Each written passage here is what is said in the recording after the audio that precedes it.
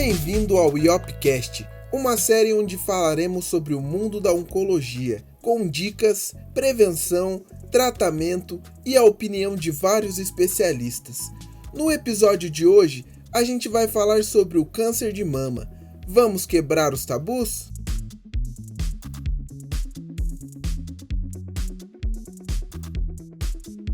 Boa tarde a todos. Obrigada pelo Shopping Jockey Plaza terem cedido esse espaço para o Instituto de Oncologia do Paraná. Nós vamos falar um pouquinho sobre o que é esse mês do Outubro Rosa, o que é o Instituto de Oncologia do Paraná.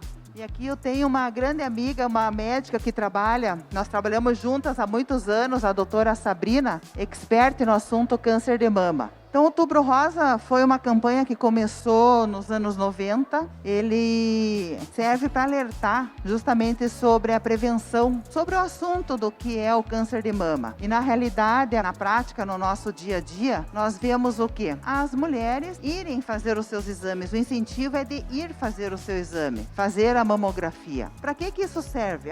É um mês cor-de-rosa, para a gente ir no médico, para a gente fazer o quê? Nós falarmos sobre o assunto, nós conversarmos sobre esse autocuidado, essa saúde feminina. Dentro dessas questões, o que é a saúde feminina, muitas doenças acabam aparecendo e isso acaba ajudando muito esse universo feminino. Mas o tema câncer de mama, ele veio através de um conceito de uma americana e a irmã dela acabou fazendo grandes doações financeiras e a primeira parte disso foi uma corrida nos Estados Unidos. E ali apareceu o lacinho cor-de-rosa que a gente usa no peito. Então esse lacinho, ele é para lembrar que esse mês é muito importante. Nós começamos com o Outubro Rosa, que é a saúde feminina. Logo em seguida nós vamos para a saúde masculina, que é o Novembro Azul. Então hoje em dia, Outubro Rosa, Novembro Azul, vários meses eles acabam sendo coloridos para a gente falar sobre diversos temas. E para a gente lembrar sobre o quanto que a importância da saúde, a importância de nós nos cuidarmos. Estamos saindo de uma fase de pandemia, de Covid, Brasil muito bem vacinado, as campanhas sendo efetivas, o Plano Nacional de Imunização sendo efetivo e graças a Deus nós podemos agora passear no shopping, trazer nossas famílias, isso é uma coisa muito boa. Então a Sabrina, ela é expert no assunto câncer de mama, também vai falar algumas coisas. Gostaria de se apresentar, Sabrina, por favor?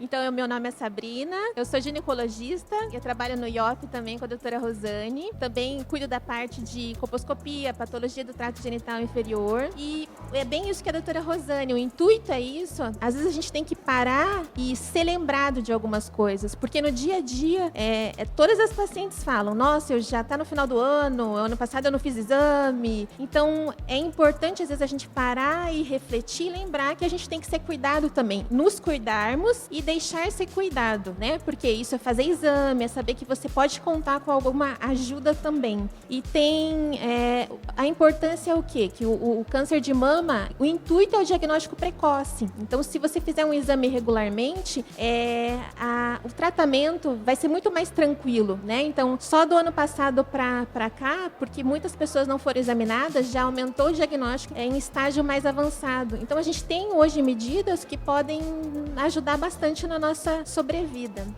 Doutora Sabrina, e o que causa o câncer de mama? O que você poderia dizer para nós, mulheres, nossos maridos também, nossos namorados, noivos, ficarem alerta e cuidar dessa mulher em casa? O que é a causa do câncer de mama? O que poderia ser essa causa? Ele não tem uma causa específica, né? Então, você pode ter um risco genético, né? Que são vários fatores que podem influenciar. Então, você somando todos esses fatores de risco, você acaba tendo uma proliferação anormal do tecido mamário, né? Então, ser mulher é o principal fator de risco, a idade acima de 50 anos, e hoje, como a sobrevida, a nossa expectativa de vida aumentou, então a tendência de diagnóstico depois dos 50 anos tem aumentado. Muito bem. Essa probabilidade genética que você falou, Sabrina, ela é uma realidade, nós temos que nos cuidar. Por exemplo, a minha mãe teve câncer de mama. Eu vou ter também câncer de mama? Não, você tem um risco maior comparado aos demais, mas hoje, dependendo se tem alguns exames que a gente pode, estudo genético, avaliação do geneticista, para ver se vale a pena fazer um estudo genético, para ver se tem alguma conduta que a gente possa diminuir esse risco. Mas não é só só a história familiar. Hoje tem fatores individuais que ajudam também e são modificáveis. Por exemplo, a gente cuidar do sobrepeso, atividade física, alimentação. Hoje isso é estudado, ele tem estudo científico que mostra que através desses cuidados modificáveis a gente pode reduzir o risco do câncer de mama em 30% a 40%. Então isso é onde a gente pode agir. Então na nossa parte genética a gente não tem como modificar. Idade do primeiro filho, tempo de amamentação. Então alguns têm os fatores que não dependem da gente, mas atividade física regular, alimentação rica em frutas, grãos, verduras, baixa ingestão de gordura. Isso então é comprovado que pode ajudar a diminuir essa taxa, né? E isso está ao nosso alcance. Então é mais um motivo de que a gente tem que se olhar para nos cuidar, para cuidar da parte mental e diminuir todas as doenças em geral, né? Risco de infarto, nos cuidar como um todo. Sabrina, e você tocou num assunto muito legal. A gente está aqui num shopping, a gente vê que tem muita mulher jovem.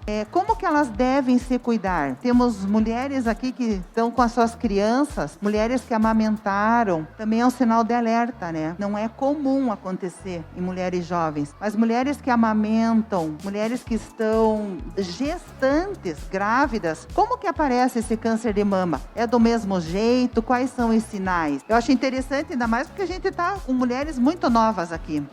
Ele é mais raro em pacientes jovens mesmo, a incidência após os 40 anos, que aumenta, né? Mas ele pode acontecer em paciente jovem. O fator de engravidar várias vezes é um fator protetivo, de estar amamentando por mais de 6 meses, quanto mais amamentar é melhor. Então isso pode interferir na parte hormonal e deixar como se fosse a mama um pouquinho mais em repouso. Então isso são fatores protetivos. Mas o que é importante? Teve alguma alteração, notou alguma coisa diferente, tem que ser examinado, né? Então, exame físico, consultar, isso é muito importante, né? Conhecer a mama, o intuito hoje em dia que falam do autoexame, é para você conhecer sua mama para uma mudança que você fique atento. Mas o ideal é a gente fazer o diagnóstico através de exames na paciente que é assintomática. Então, mesmo que esteja amamentando, mesmo que esteja gestante, o importante é o exame físico e cuidar das queixas, de alguma alteração no exame físico mesmo. Nós mulheres, por exemplo, assim, bom, claro que não é a minha idade, mas nas mulheres jovens, qual que é a melhor fase para fazer o autoexame da mama? E como que a gente faz? Faz deitada, faz sentada, faz no banheiro? Em que época? No dia que recebe o pagamento? No dia que o marido recebe o pagamento? No dia que a gente recebe a pensão? O dia que a galinha dá uma bicuda na tua mama? Quando que a gente se examina? Porque isso aí é uma coisa bem importante.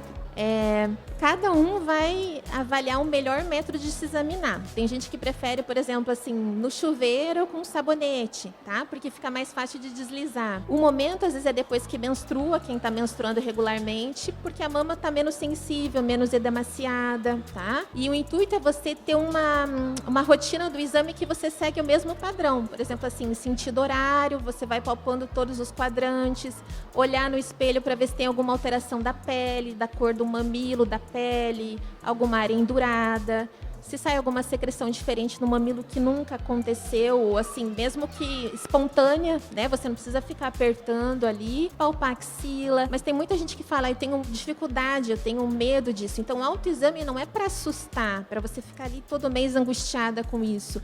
Eu sempre falo, é no sentido de você conhecer a sua mama. Então, assim, essa parte aqui, ela aumenta um pouquinho antes da menstruação, mas isso acontece sempre. Meu mamilo já era invertido, era para dentro, isso sempre foi assim. Nunca saiu nenhuma secreção clara. Então, é você conhecer a sua mama, não é no intuito de você ficar se estressando ou angustiada todo mês, né? Teve dúvida, não sei se eu tinha isso ou não? Vai ser examinada. Vamos ter alguma ajuda pra gente tirar a dúvida, tá? Doutora Sabrina, e para nós mulheres mais velhas, qual que é o melhor jeito de examinar? Tem algum dia específico? Tem que examinar todo mês? Eu peço ajuda para alguém? Como que eu faço isso? Porque o importante, pelo que eu estou entendendo, é o autoconhecimento dessa mama. Então, como para as mulheres mais velhas, a gente também deve proceder? Você não menstrua, não tem um período, mas o intuito é o mesmo. É você, de repente, escolher uma época do mês para fazer isso, e não precisa ser o tempo todo, mas é o intuito de você conhecer sua mama. Se você faz isso desde cedo, você vai notando as diferenças, se isso sempre foi assim. O que é muito importante hoje, que se fala muito do autoexame, mas é que é no sentido de conhecer, mas o diagnóstico que a gente quer é antes de você ter qualquer alteração palpável. Então, você não precisa sentir alguma coisa para buscar uma consulta. O intuito do rastreamento é um diagnóstico em paciente assintomática. Então, você não precisa se sentir doente ou sentir alguma alteração para procurar um médico. É claro que se isso acontecer, você vai. Mas o intuito é, eu tô bem, mas está na hora de eu ser examinada. Por exemplo, uma vez por ano, eu vou agendar, se eu estou acima de 40 anos, vou agendar mamografia, que é isso que vai fazer diferença, tá? E ser examinado por um profissional também. Alguém quer fazer alguma pergunta? Alguma colocação? Podem ficar bem à vontade, que aqui hoje é conversa com as amigas. Boa tarde. Boa tarde. Eu sou amigo. A minha pergunta foi o assunto do começo da palestra. A minha avó teve câncer de mama, a minha mãe teve câncer de mama. Eu quero saber se eu posso ter câncer de mama. Pode. Hoje em dia, o que a gente faz, que de repente antes não se fazia, se a sua mãe ou sua avó fizeram um teste genético e tem uma alteração genética, você tem um fator de risco aumentado. E às vezes o que vai mudar é o rastreamento, que vai começar mais cedo, tá? Então, assim, esse risco a gente não pode modificar, mas daí vai de cuidar da alimentação e de fazer o rastreamento mais precoce. Sabrina, e no homem, ele aparece do mesmo jeito que da mulher? Quer dizer, um nódulo? Como aquela sensação daquela pedrinha na mama? Sim, é muito mais raro, tá? Mas homem também pode ter câncer de mama. Então também pode acontecer uma descarga mamilar diferente, sanguinolenta, aquosa. Então, notou isso? É muito raro, mas você tem que lembrar que tem que ser examinado também, porque pode acontecer, tá? Mesmo sendo homem. Então, eu queria perguntar, doutora, a senhora falou sobre a questão hormonal, né? E qual seria o anticoncepcional mais indicado nesses casos, talvez para prevenir ou para, qual que seria? Eu sempre falo, anticoncepcional tem uma gama enorme. Mesmo se fosse independente desse assunto, como método anticoncepcional, ele tem que ser individualizado, porque às vezes você vai muito bem com via oral, o outro com intramuscular, mas a base deles, a principal é estrogênio e progesterona, né? Então, assim, não tem um que você vai usar e vai proteger do câncer de mama. E nem que você vai usar, você vai aumentar o risco do câncer de mama. Tem algumas coisas que podem mostrar um discreto aumento, tá? Por uso prolongado, mas isso ainda não tem nada muito conclusivo. Então, não é uma pílula, um método que eu vou te passar que, isso aqui você vai usar e vai diminuir o risco de câncer de mama. Isso não. Tá, deixa eu fazer uma pergunta. Colocar prótese aumenta o risco de ter câncer de mama, tipo silicone? De silicone? Isso. Sabrina? Não. O que cirurgiões plásticos, eles fazem exame previamente, e o que pode, às vezes, ser um pouquinho é que o exame de mamografia, ele fica um pouquinho mais trabalhoso, né? Você tem que fazer uma incidência, tirar uma radiografia a mais, mas o rastreamento é igual. O autoexame substitui a mamografia ou não? Não. Se tivesse que escolher, se tem a idade, tem fator de risco, tem que ser examinado e tem que fazer mamografia, tá? Ela não pode ser substituída. E a partir de quantos anos eu começo a fazer mamografia? A mamografia de rotina, pela Sociedade Brasileira de Mastologia, está indicada depois dos 40 anos anualmente. Se você tem fator de risco na família, alteração genética, isso vai começar antes. Uma curiosidade, se o homem detecta alguma alteração na mama dele, ele procura que médico? Um ginecologista?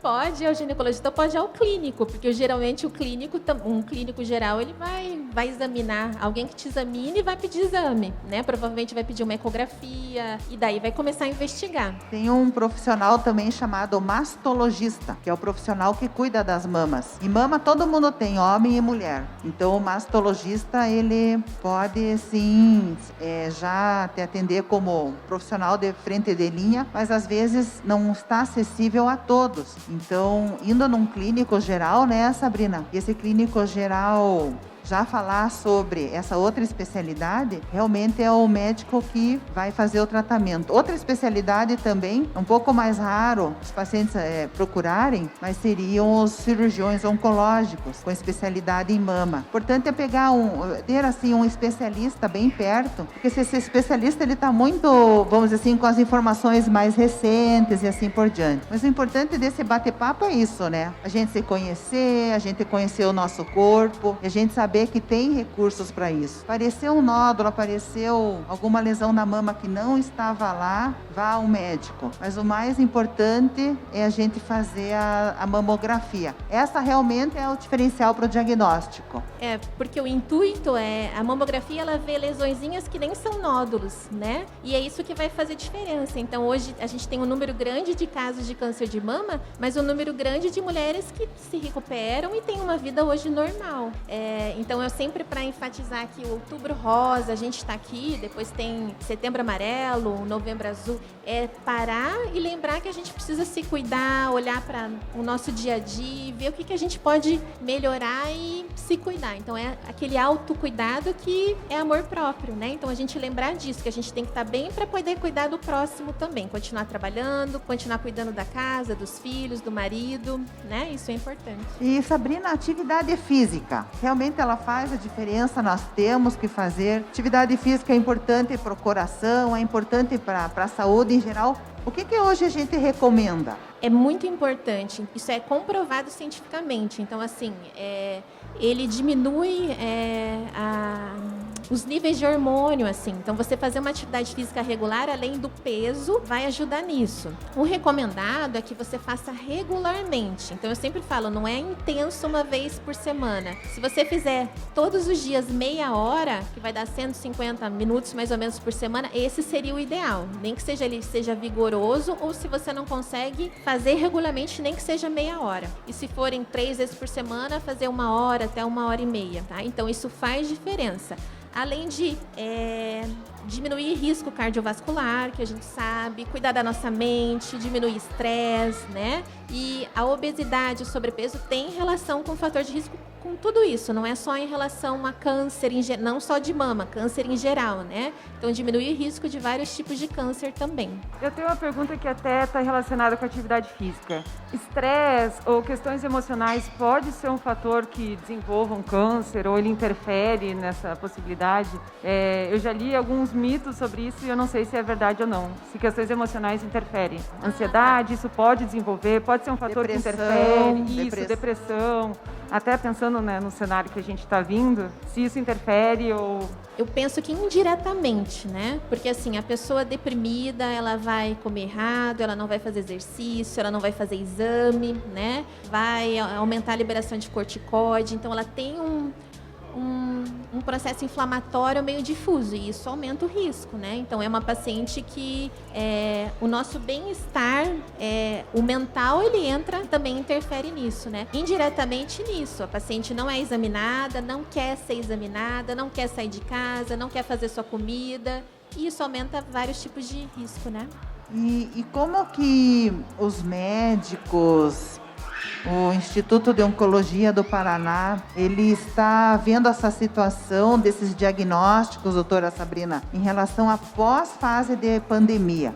O que a doutora está vendo no seu dia a dia do consultório? Que serve também como, nesse bate-papo, assim, um alerta, né? Para a gente procurar e para a gente continuar se cuidando. Sim, o que foi notado no consultório quase todas as pacientes. Nossa, eu não fiz o ano passado, acho que eu fiz em 2019, eu fiz... E daí, nossa, já está no final do ano. É muito, independente da pandemia, o trabalho, a correria, todo mundo fala, tá passando o ano super rápido e quando percebe, já passou mais de um ano que não faz exame nenhum, nem Papa Nicolau, que não vai consultar, né?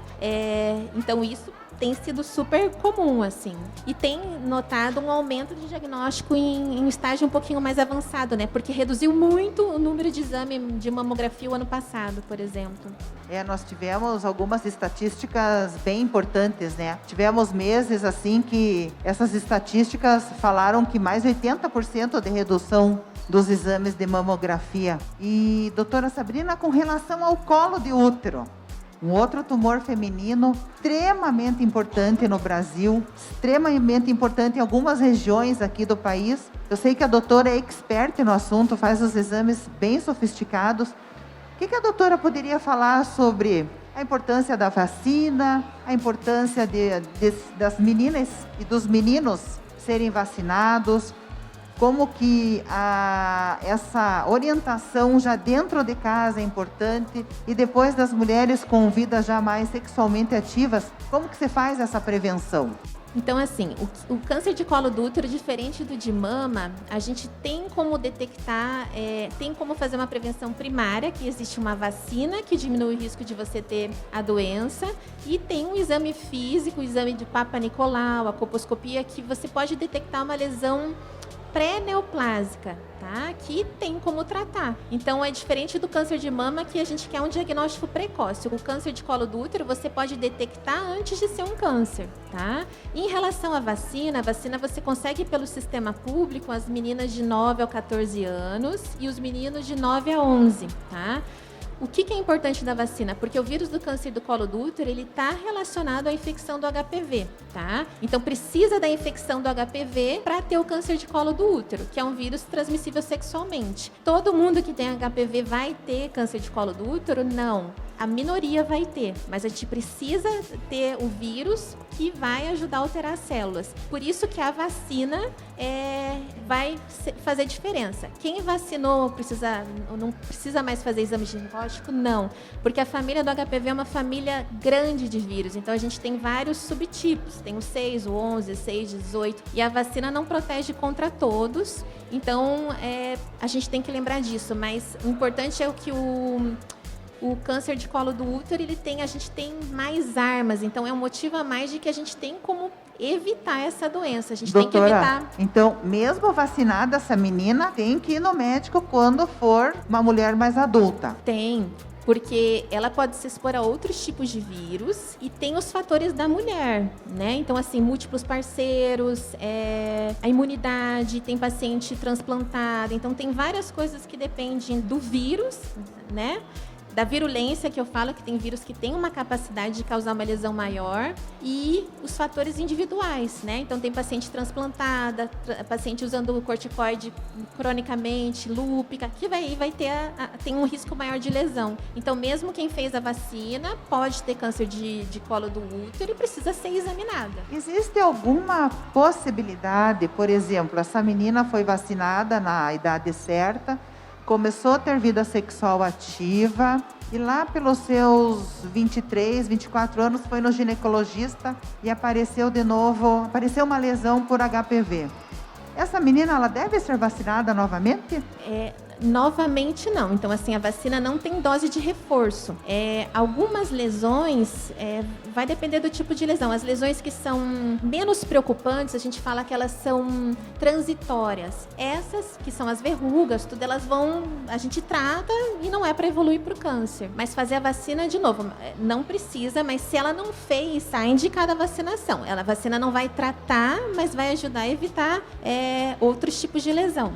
Essa informação é bem importante, né? Porque a gente acha que a imunidade é para sempre, mas nós vamos mudando, nós vamos tendo condições clínicas diferentes. Então, mais uma vez, a importância do Outubro Rosa, nós nos cuidarmos e prestarmos atenção nisso tudo. Gente, está aberto para pergunta. Queria voltar um pouquinho no assunto ali, né? Hoje em dia eu acho que é uma dúvida para muitas pessoas. Meu Deus, tive o diagnóstico de câncer. Vou ter que tirar minha mama, eu vou ter que ir para quimioterapia, eu vou perder o cabelo, eu vou morrer. Então, assim, se esse diagnóstico precoce ajuda realmente a detectar ele antes e a gente conseguir tratar sem que precise uma quimioterapia agressiva, sem que precise retirar a mama. Como que é, doutora? Assim, né? Eu sei que tem muita gente que a dúvida é câncer, quimioterapia, vou morrer. Com relação, hoje em dia, essas campanhas de prevenção, essas taxas de doença mais grave, elas diminuíram muito. Então, o diagnóstico precoce e câncer de mama hoje, com relação à palavrinha chamada cura, C-U-R-A, cura mesmo.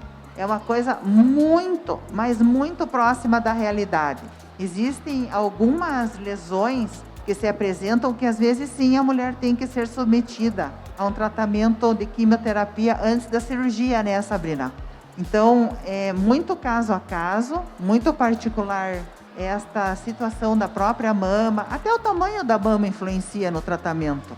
Então, com relação a isso, o nosso, vamos dizer assim, nosso reforço aqui da ideia é rastreamento, diagnóstico precoce, taxas de cura altíssimas. Quer falar mais alguma coisa, Sabrina?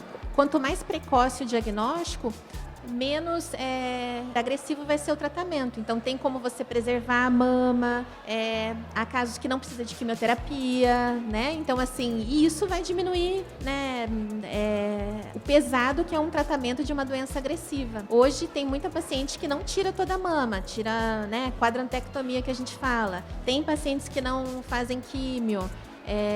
Tem paciente que detecta uma lesão que é in situ, que a gente fala, que daí faz uma prevenção com medicação, né?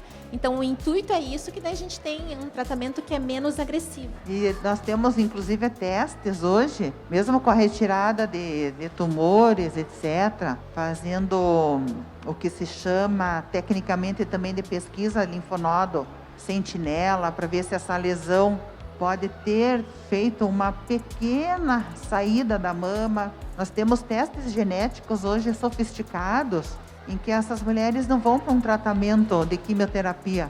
Muitas, nossa grande maioria. E graças às campanhas. Mas muito benefício a gente está tendo, né? Teve uma mudança assim de comportamento, uma coisa impressionante. Então, e Novembro Azul também é sobre isso, né? O diagnóstico precoce do câncer de próstata. Então, quanto mais precoce, mais cedo, maiores as taxas de cura, maior a tua vida continua, você no teu dia a dia, trabalhando. Essa qualidade de vida, ela se tornou uma realidade na oncologia.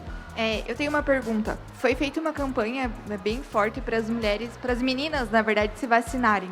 Até qual idade a mulher pode se vacinar do HPV? Na bula está até 46 anos. O que acontece é que quanto mais precoce, melhor.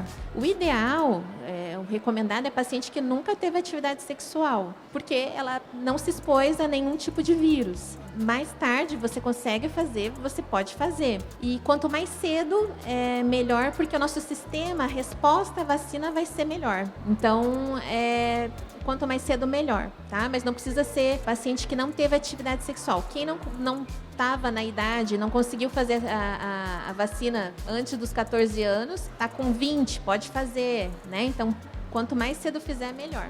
E com relação aos meninos se vacinarem, também é importante nós, vamos assim, emitirmos essa opinião dentro de casa, porque o homem, ele acaba participando dessa disseminação viral. E não é a camisinha que protege, né? A camisinha, ela protege de outras doenças sexualmente transmissíveis. Mas o vírus, ele fica ao redor ali do genital. Então, ele acaba, vamos dizer assim, tendo uma grande área de contato. Por isso, os meninos também entrarem nessa campanha de vacinação, porque também estão protegendo tanto a eles mesmos, quanto as meninas. Outros cânceres são causados por esse vírus. Câncer de cabeça e pescoço, câncer do canal anal e todas as outras verrugas, né? Tem algumas verrugas também que também têm um certo efeito a vacina. Mas o importante é que é o câncer que a gente está falando. Porque os meninos, eles transmitem, mas tem a doença, é mais raro. O HPV gosta do colo do útero, por exemplo. Então, eles transmitem, mas não tem doença. Então, por isso que eles se protegerem e fazerem a vacinação também é importante, né?